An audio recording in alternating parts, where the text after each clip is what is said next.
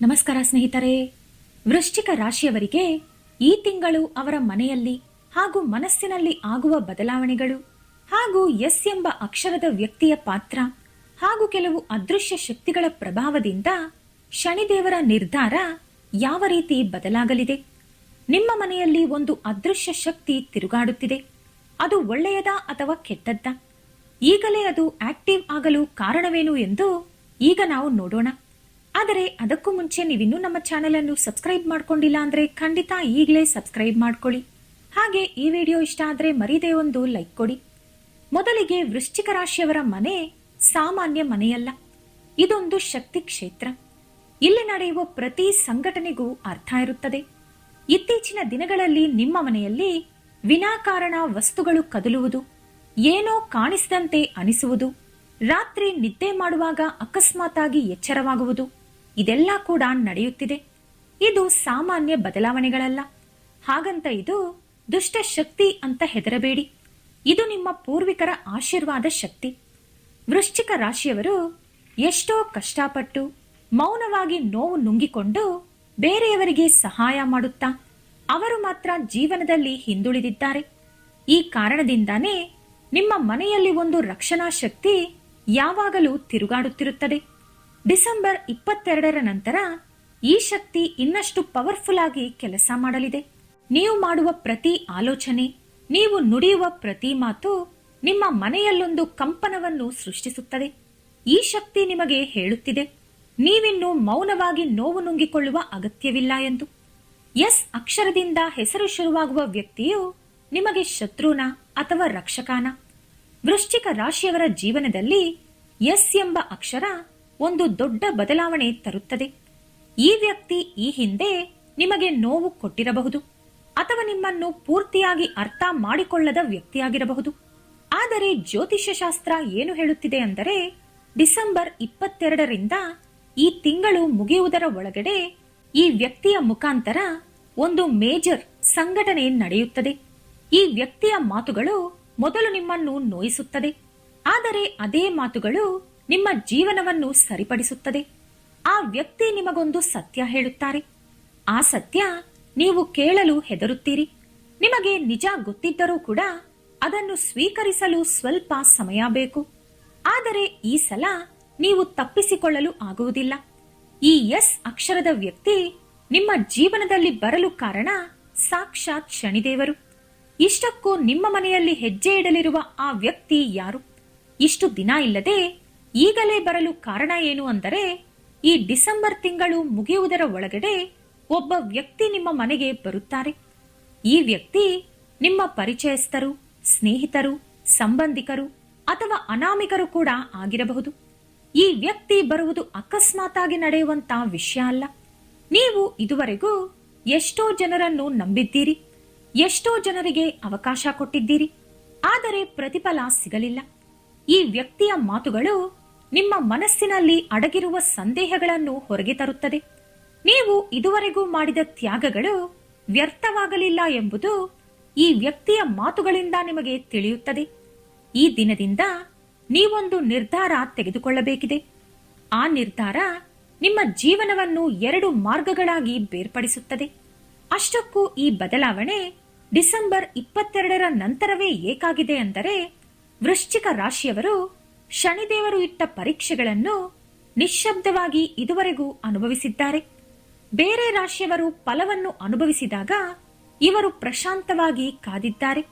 ಈಗ ಅದೆಲ್ಲದಕ್ಕೂ ಕೂಡ ಕೊನೆ ಸಿಕ್ಕಿದೆ. ಡಿಸೆಂಬರ್ 22ರ ನಂತರ ಶನಿದೇವರು ನಿಮ್ಮ ಕರ್ಮ ಪಟ್ಟಿಯನ್ನು ನೋಡಲಿದ್ದಾರೆ. ನೀವು ಮಾಡಿರುವ ಒಳ್ಳೆ ಕೆಲಸಗಳು ಈಗ ನಿಮಗೆ ಫಲ ಕೊಡುತ್ತದೆ. ನಿಮ್ಮ ಮೇಲೆ ಹಾಕಿದ ನಿಂದನೆಗಳು, ನೀವು ಅನುಭವಿಸಿದ ಅವಮಾನಗಳು, ನೀವು ಅನಿಸಿಕೊಂಡಂತ ಮಾತುಗಳು ಎಲ್ಲವೂ ಒಂದೊಂದಾಗಿ ತೊಲಗುತ್ತದೆ. ಇದು ಶನಿದೇವರು ನಿಮಗೆ ಮಾಡುವಂತಹ ನ್ಯಾಯ. ಇನ್ನು ನಿಮ್ಮ ಜೀವನದಲ್ಲಿ ನೀವು ಯಾರಿಗೂ ನಿರೂಪಿಸಿಕೊಳ್ಳುವ ಅಗತ್ಯವಿಲ್ಲ. ಡಿಸೆಂಬರ್ 22ರ ನಂತರ ನಿಮ್ಮ ಆರ್ಥಿಕ ಪರಿಸ್ಥಿತಿಯಲ್ಲಿ ಬದಲಾವಣೆ ಶುರುವಾಗುತ್ತದೆ. ಅಕಸ್ಮಾತಾಗಿ ಒಂದು ಅವಕಾಶ, ಒಂದು ಆಫರ್ ಅಥವಾ ಒಂದು ಪರಿಹಾರ ಸಿಗುತ್ತದೆ. ಆದರೆ ಹುಷಾರು, ಈ ಸಮಯದಲ್ಲಿ ನೀವು ಭಾವೋದ್ವೇಗದಿಂದ ನಿರ್ಧಾರ ತೆಗೆದುಕೊಳ್ಳಬಾರದು. ವೃಶ್ಚಿಕ ರಾಶಿಯವರಿಗೆ ಯಾವಾಗಲೂ ಹಣಕ್ಕಿಂತ ಗೌರವ ಮುಖ್ಯ.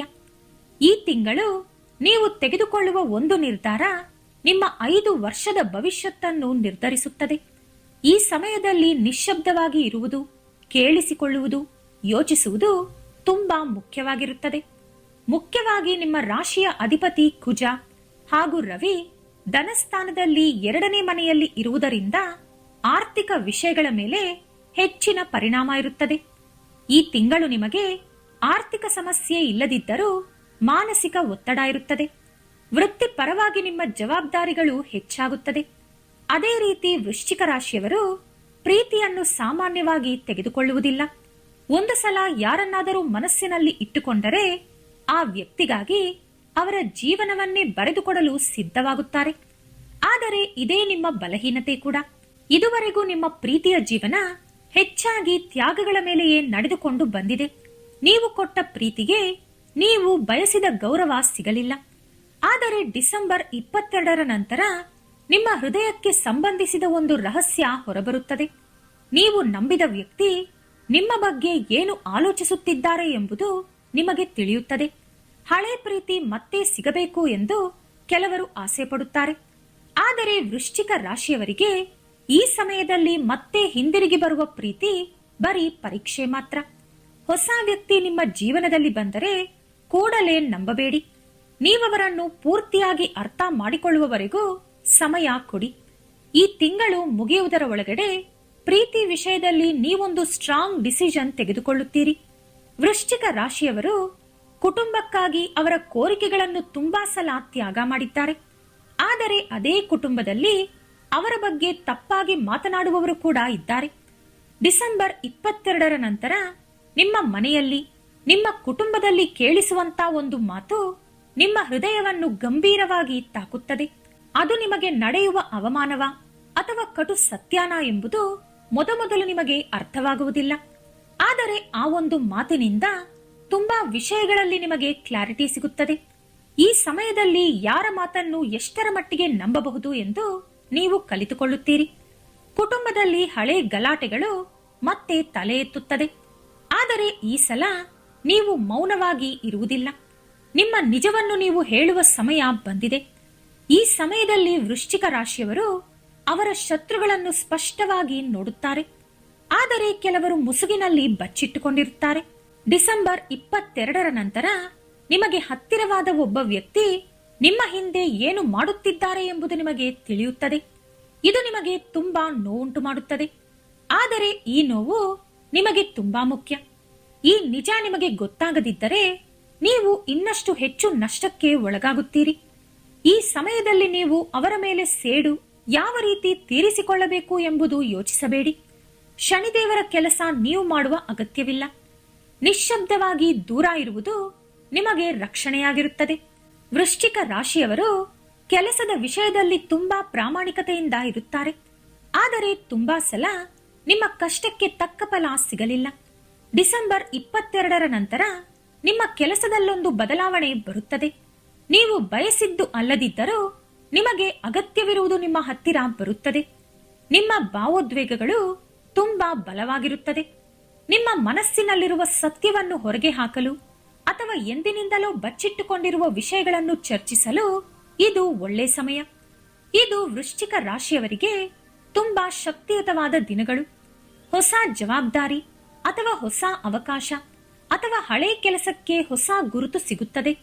ವ್ಯಾಪಾರ ಮಾಡುವವರಿಗೆ ಈ ತಿಂಗಳು ಕಡಿಮೆ ಆಲೋಚನೆ ಹಾಗೂ ಹೆಚ್ಚು ಕೆಲಸ ಮಾಡಬೇಕಾದ ಸಮಯ.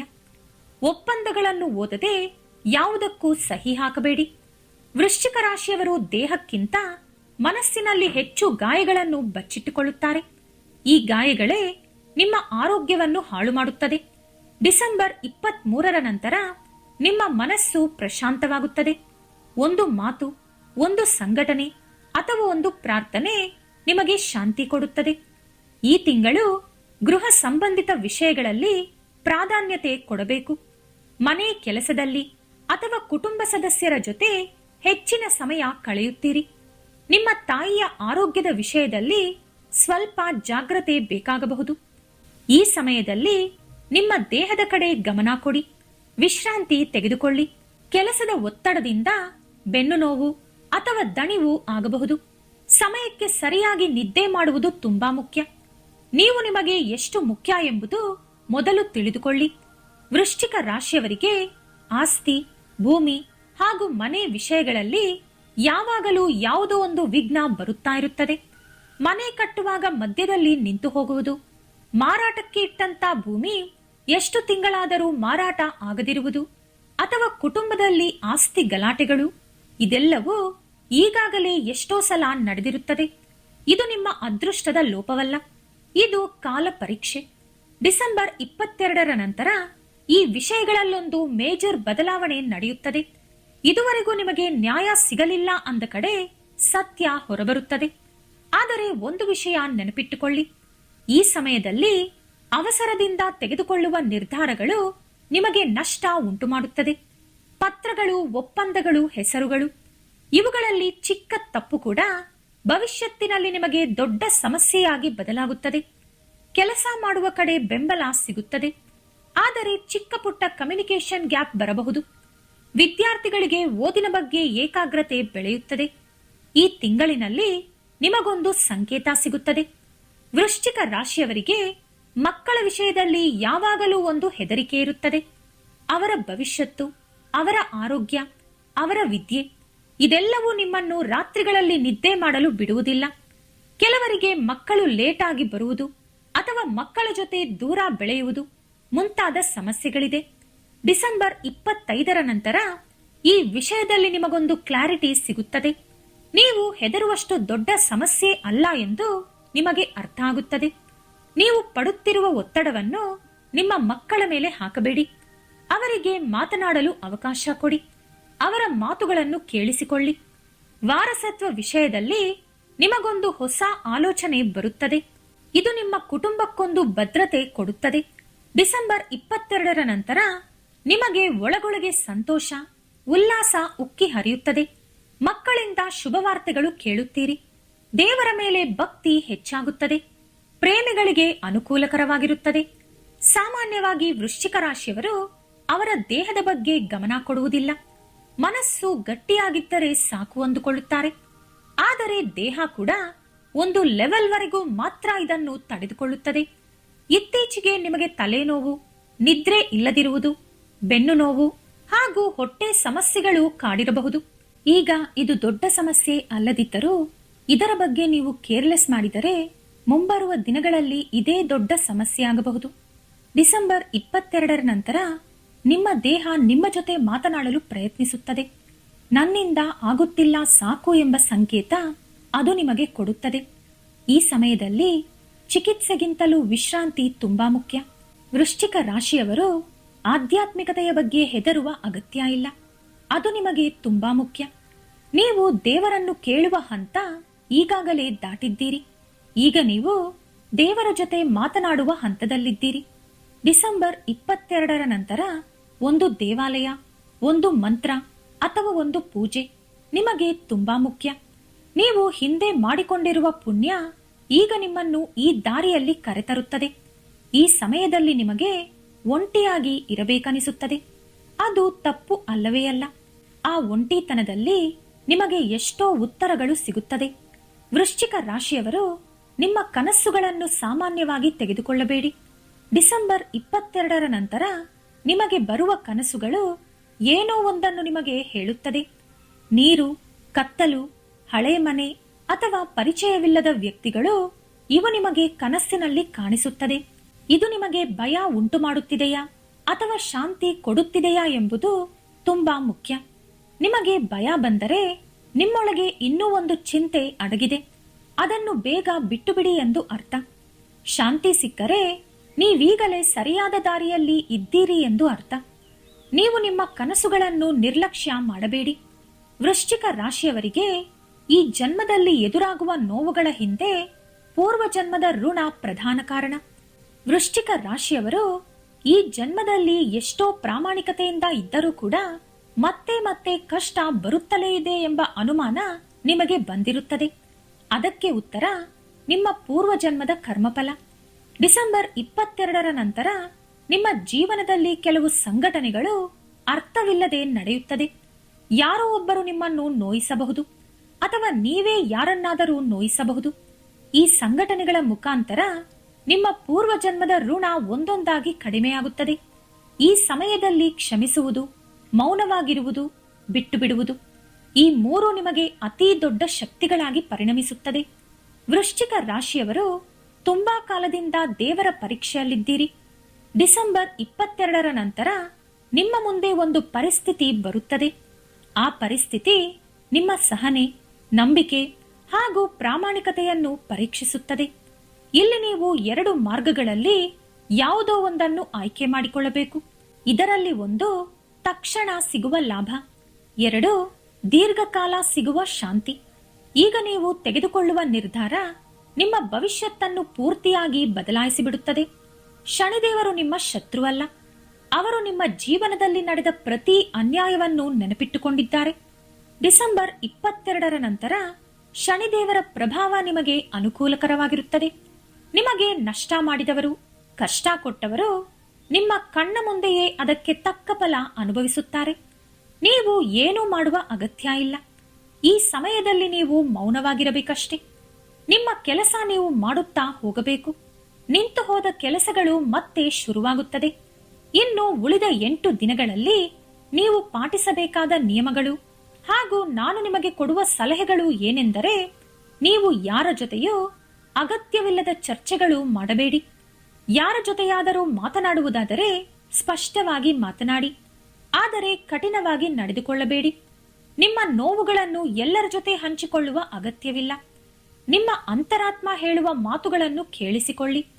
ಕೆಲಸದ ಒತ್ತಡವನ್ನು ಮನೆಯವರೆಗೂ ತರಬೇಡಿ. ಪ್ರತಿದಿನ ಸ್ವಲ್ಪ ಹೊತ್ತು ಮೌನವಾಗಿ ಕಳೆಯಿರಿ. ಮನಃಶಾಂತಿಗಾಗಿ ಸ್ವಲ್ಪ ಸಮಯ ಕೊಡಿ. ಹಣದ ವಿಷಯದಲ್ಲಿ ಯಾರಿಗೂ ಮಾತು ಅಥವಾ ಶೂರಿಟಿ ಕೊಡಬೇಡಿ. ರಿಯಲ್ ಎಸ್ಟೇಟ್ ಅಥವಾ ಪ್ರಾಪರ್ಟಿ ಕೊಂಡುಕೊಳ್ಳುವಾಗ ಮಾಡುವ ಚರ್ಚೆಗಳು ನಿಮಗೆ ಅನುಕೂಲಕರವಾಗುತ್ತದೆ.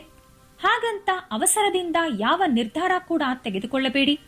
ಇನ್ವೆಸ್ಟ್ಮೆಂಟ್ ಮಾಡುವ ಆಲೋಚನೆ ಇದ್ದರೆ ನಿಪುಣರ ಸಲಹೆ ತಪ್ಪದೇ ಪಡೆದುಕೊಳ್ಳಿ. ರಜೆ ಇರುವ ದಿನಗಳಲ್ಲಿ ಫ್ಯಾಮಿಲಿ ಜೊತೆ ಸಂತೋಷವಾಗಿ ಕಳೆಯಲು ಪ್ಲಾನ್ ಮಾಡಿಕೊಳ್ಳಿ.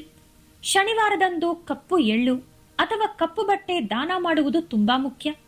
ಅದೇ ರೀತಿ ಈ ತಿಂಗಳಿನಲ್ಲಿ ಪರಮೇಶ್ವರ ಹಾಗೂ ಸುಬ್ರಹ್ಮಣ್ಯ ಸ್ವಾಮಿಯನ್ನು ಪೂಜಿಸುವುದರಿಂದ ಅಥವಾ ಅವರ ದೇವಾಲಯಗಳಿಗೆ ಹೋಗಿ ಬರುವುದರಿಂದ ಮಾನಸಿಕ ಪ್ರಶಾಂತತೆ ಸಿಗುತ್ತದೆ. ಈ ವಿಡಿಯೋ ಇಷ್ಟ ಆದರೆ ಲೈಕ್ ಮಾಡಿ, ಶೇರ್ ಮಾಡಿ. ಇಂತಹ ಹೆಚ್ಚಿನ ಉತ್ತಮ ಮಾಹಿತಿಗಳಿಗಾಗಿ ತಪ್ಪದೇ ನಮ್ಮ ಚಾನೆಲ್ ಅನ್ನು ಸಬ್ಸ್ಕ್ರೈಬ್ ಮಾಡಿಕೊಳ್ಳಿ. ನಾಳೆ ಮತ್ತೊಂದು ವಿಡಿಯೋದೊಂದಿಗೆ ಪುನಃ ಭೇಟಿಯಾಗೋಣ. ಧನ್ಯವಾದಗಳು.